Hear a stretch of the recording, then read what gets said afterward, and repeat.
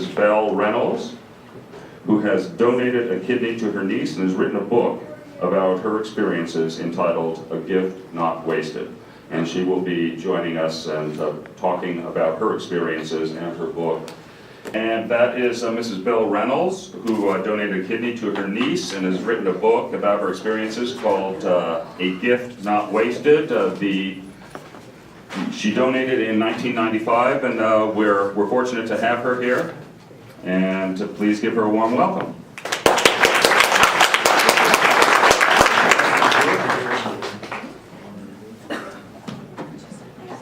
Something new and cute here. Thank you very much. You know, and I have to say, my experience 15 years ago was at UCSF, and I cannot tell you what a marvelous experience is when the nursing staff is beyond par, especially the nephrologists, everyone. So thank you very much. I really enjoyed being updated on all the new news. So, good afternoon, and thank you for the opportunity to speak today. I'll try to be very brief, but this is a topic very close to my heart, and it's an honor to be here, actually, with the UCSF team. I cannot tell you what a great facility that was and an experience that they gave me. So, I donated to my niece and godchild, Sylvia. Now, we were a very close family. We saw each other a lot, and she was like a second daughter to me and a sister to my son and daughter. Now, inexplicitly, at 18, she had renal failure.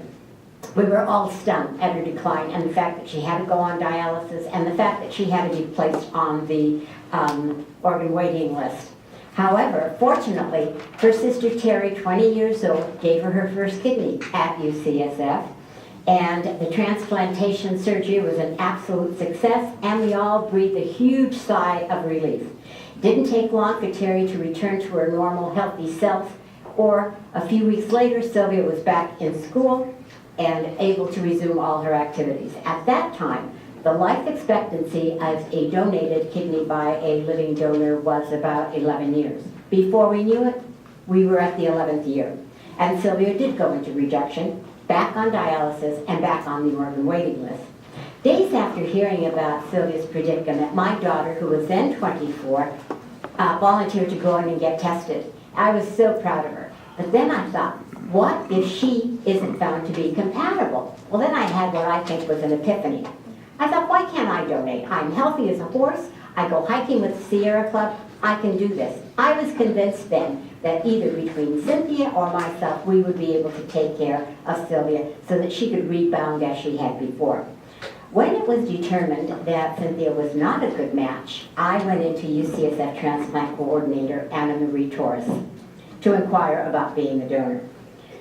First, she scheduled a psychological evaluation. They had to be sure I was doing this of my own volition without any pressure from anyone, and that I was not expecting any type of recompense, financial, emotional, or otherwise. Once they were convinced, and they do take convincing, that my intent was genuine, my odyssey began. The initial blood test determined that I was compatible on 5 levels, 5 of the 6. We had the same blood type. Our antibodies were in sync, which is critical.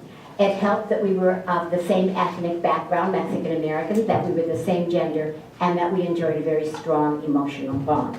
So, the next step was to obtain Sylvia's permission. No sweat, I thought. Done deal.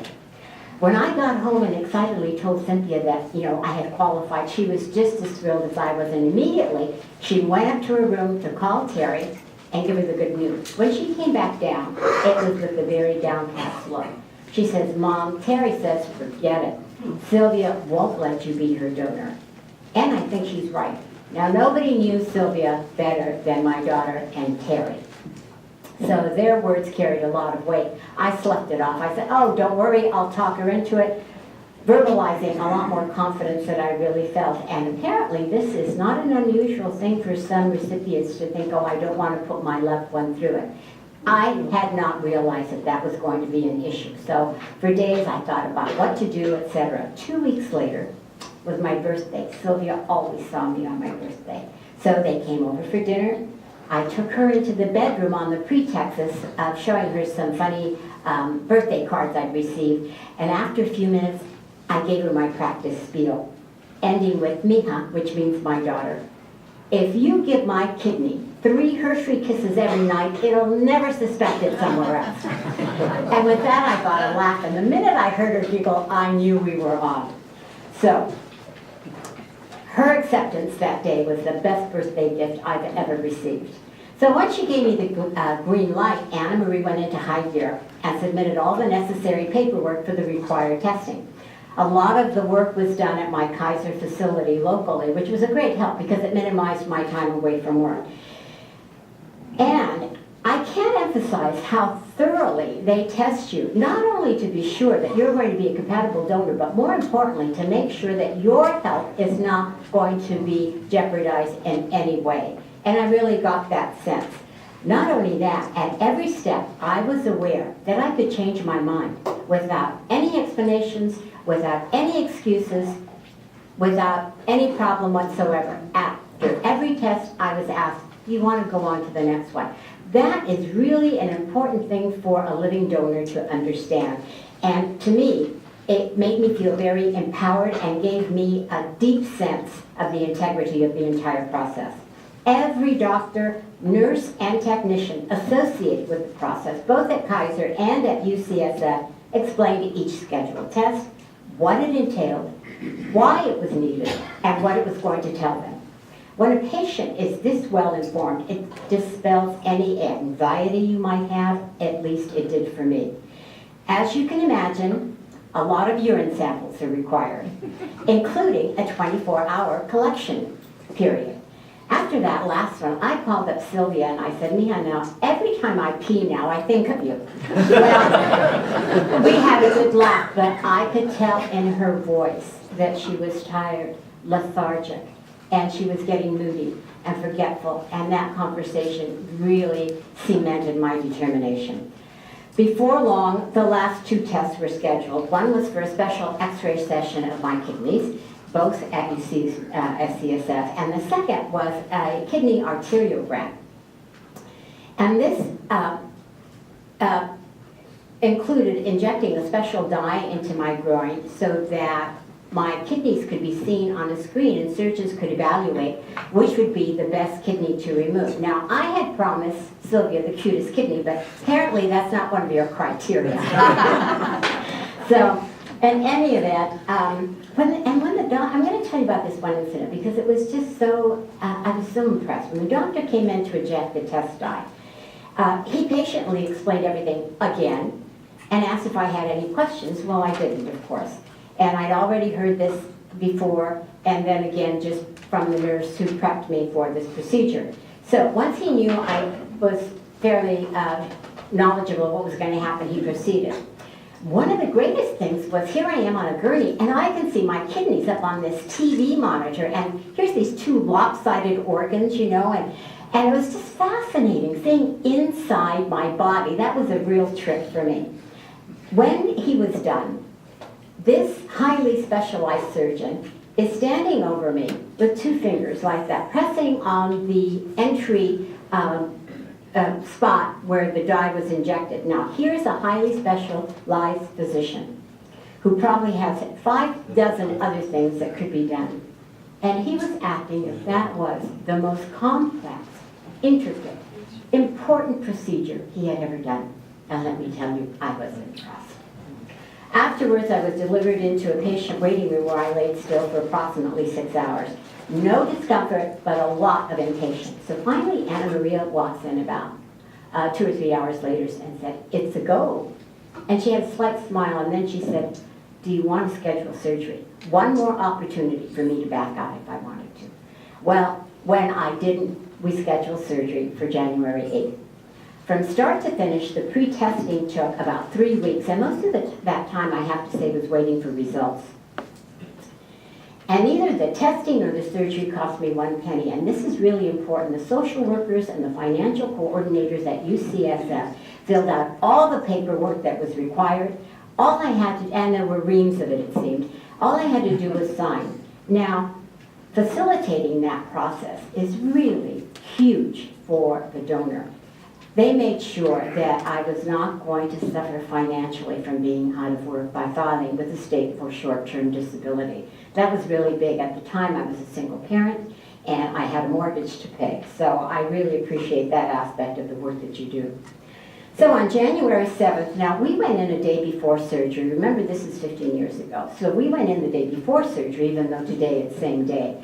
And we had the urine and the blood tests and this and that. It was so much fun. It was so exciting to know that it was so close.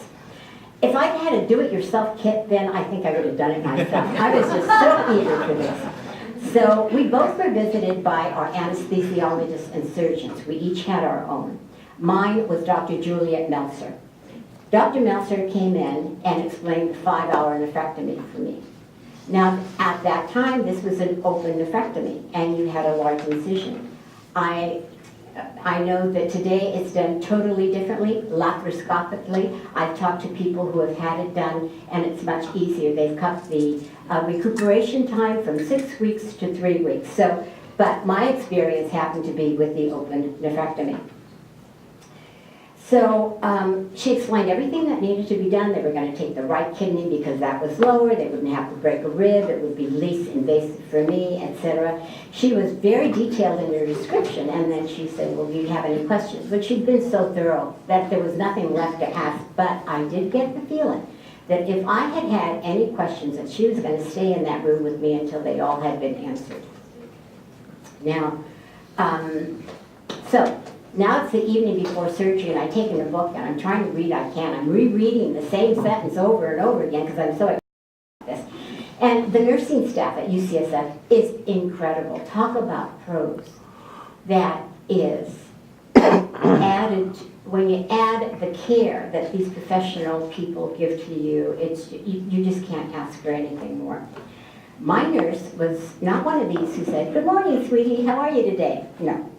A Marine sergeant she could have been. But like a Marine, I felt that she was ready to lay down her life for me. That's the feeling that she imparted to me. She would reread my charts. My stats were always being monitored, and she was making sure everything was done. She was going to make sure that I was the best prepared patient that pre-op room or the operating room had ever seen. And let me tell you, I did appreciate that. However, she comes walking in about 10 o'clock that evening, and she's got a hot water bottle and this rubber tubing. And I thought, no way. With all the advanced technology in this world and new science, and they're still using my grandmother's method, but that was the one procedure nobody told me anything about. So that was my only surprise. But as she explained, it was very crucial. I had to be very clean in order to prohibit any chance of infection. So it's really hard to argue with that. In the early morning hours of the next day, an aide came in and rolled me down to pre-op. A few minutes later, Sylvia was brought in also, and we were separated by a blue curtain, so I didn't see her. So I said, good morning, Mia. And she was pretty groggy, and she said good morning, but she said, oh, I'm so sleepy, and I could hear her start to snore right away, and I thought, good, terrific. Then my anesthesiologist came in, told me again what he had told me the day before. Don't worry, I'm going to be looking at your monitor every second that you're under, no need to worry. He left and a nurse walked in, and she went over to my IV and fiddled with it a little bit. And I turned around and looked, and I don't remember closing my eyes. The next thing I knew, I was in a cold room, and I could hear somebody across the way calling out Sylvia's name. Sylvia, wake up, it's time to go upstairs. And my first thought is, oh my gosh, they took her in and forgot all about me. But obviously I was pretty groggy at that point. And then somebody was wiggling my toes. Come on now, it's time to go upstairs. And I was not in any pain. I was pretty groggy. And when they rolled me down the corridors, let me tell you, I just felt like I was floating. Whatever they gave me was absolutely terrific. And so the rest of the day, it was really a blissful blur. I remember squeezing my daughter's hand and my husband's hand and just nodding off and waking up and just, whoa, I was just really feeling pretty good. However, they told you they got you up right away. That night, I was very surprised. I thought, the nurse came in and says, come on, we have to go for a little walk. I thought, hey, I just had surgery. And she said, yes, I know. myself, come on. And I got up, and like I said, in those days you had a lung incision, but I was given a zapper with morphine, and I could zap myself. So I was real slow getting up, but it was not the pain that I thought might have been. And fortunately today, that is almost not an issue. So I learned later on that my kidneys started making urine for sodium right on the operating table. Now that's success. I have to admit, I was sinfully proud of my little old kidneys. About a week later, I was dismissed from the hospital without any medication. I took some Tylenol, I think, at night, and I did have a pain pill if I needed it. A couple of days later, because as Dr. Weber said, they have to balance immunosuppressants for recipients, Sylvia came and we convalesced. Let me tell you, that was icing on the cake. If ever there's an instance where the giver receives more than the recipient, this is such an instant. You can't imagine how gratifying it is to sit next to someone that you love and see them come back to health, see the color return to their cheeks, and their faces de-bloat, you know how they get bloated from the prednisone, etc. And her good humor, it's indescribable. Aside from having my own children, that was the most euphoric experience I've ever had in my life. We both had follow-up appointments a week or 10 days later at UCSF. My single kidney was doing the work of two, didn't need any medication then or now.